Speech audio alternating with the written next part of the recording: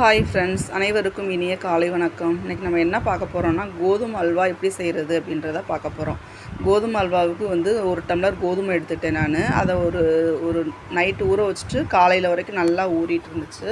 ஊறினதுக்கப்புறம் அதை நல்லா மிக்சியில் போட்டு அடித்து எடுத்துகிட்டு பாலாக பிழிஞ்சிட்டேன். முன்னாடி காமிச்சிருக்கேன் பார்த்தீங்களா, அதே மாதிரி பாலாக பிழிஞ்சு ஒரு வெள்ளை துணியை போட்டு அந்த வெள்ளை துணியில் நல்லா பிழிஞ்சு எடுத்துக்கோங்க.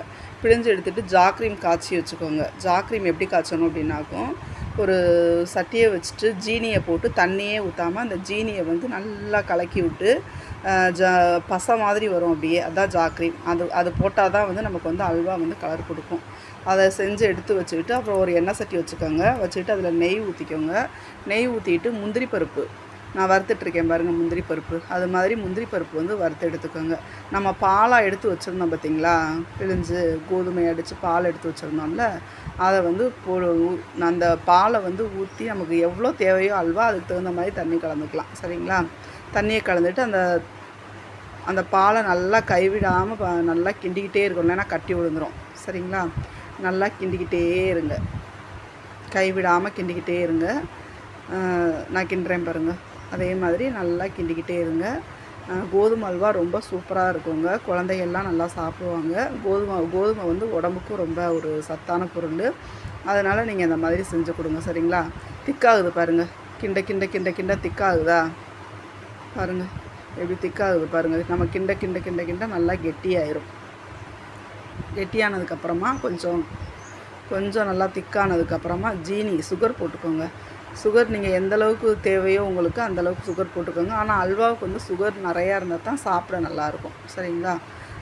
அதனால் சுகர் நான் ஒரு 3 டம்ளர் போட்டுக்கிட்டேன். சுகர் போட்டுட்டு அந்த ஜாக்ரீம் காய்ச்சி வச்சுருந்தோம் இல்லைங்களா, நான் திருப்பி சொல்கிறேன் அந்த ஜாக்ரீம் எப்படி காய்ச்சிறது அப்படின்றத. ஒரு சட்டியை வச்சுக்கோங்க. அந்த சட்டியை வச்சுட்டு ஜீனி, தண்ணியே ஊற்றக்கூடாது, ஜீனியை போட்டு நல்லா அதை கிண்டிக்கிட்டே இருந்தோம் அப்படின்னாக்கும் அது நமக்கு ஜாக்ரீமாக கிடச்சிரும். இப்போ அந்த ஜாக்ரீமை நம்ம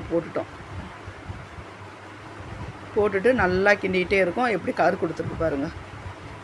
உங்களுக்கு எந்த அளவுக்கு கலர் தேவையோ நீங்கள் அந்தளவுக்கு ஜீனியை காய்ச்சி ஊற்றிக்கலாம். சரிங்களா? எங்களுக்கு கலர் இந்த அளவு போதும் அப்படின்றதுக்காக நாங்கள் ஒரு 3 ஸ்பூன் அளவு மட்டும் ஜீனி போட்டு ஜாக்ரீம் செஞ்சு எடுத்துக்கிட்டோம். உங்களுக்கு எந்த அளவுக்கு கலர் தேவையோ நீங்கள் அந்தளவுக்கு போட்டு நீங்கள் கிண்டி எடுத்துக்கோங்க. பாருங்கள், அல்வா நமக்கு ரெடி ஆகிடுச்சு. இப்போது நெய் போட்டிருக்கேன், 2 ஸ்பூன் நெய் போட்டு நல்லா அதை கிண்டி விட்டோன்னா எப்படி நெய் பிரிஞ்சு வருது பாருங்கள். நல்லா நெய் பிரிஞ்சு வருது பார்த்திங்களா? நல்லா நெய் பிரிஞ்சு வந்ததுக்கப்புறமா நம்ம வறுத்து வச்சுருக்கோம் இல்லைங்களா முந்திரி பருப்பு, அந்த வறுத்து வச்சுருக்க முந்திரி பருப்பும் அதோட போட்டு ஆட் பண்ணிக்கணும். அவ்வளோதான் ஃப்ரெண்ட்ஸ், ரொம்ப ஈஸியாக செஞ்சிடலாம் அல்வா. அந்த முந்திரி பருப்பையும் போட்டு கிண்டுறேன் பாருங்கள். இப்போ நமக்கு அல்வா ரெடி ஆயிடுச்சு.